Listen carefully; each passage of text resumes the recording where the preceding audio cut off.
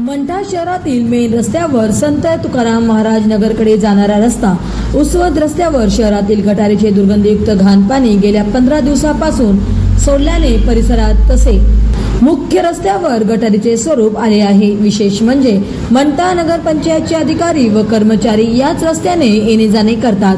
त्यांना सर्वसामान्य नागरिकांचे, शालेय विद्यार्थ्यांचे, स्थानिक दुकानांचे होणारे हाल दिसत नाही का हा प्रश्न पडतो।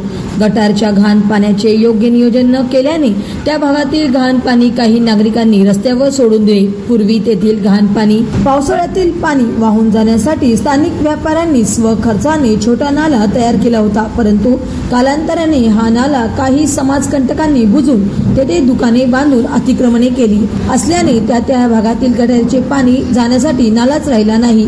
महाराष्ट्र वाईब न्यूजच्या माध्यमातून वारंवार बातमी प्रसारित करून देखील प्रशासनाकडून याकडे दुर्लक्ष होत आहे।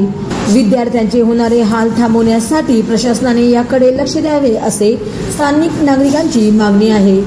महाराष्ट्र वाईब न्यूज प्रतिनिधी गजानन माळकर, मंठा, जिल्हा जालना।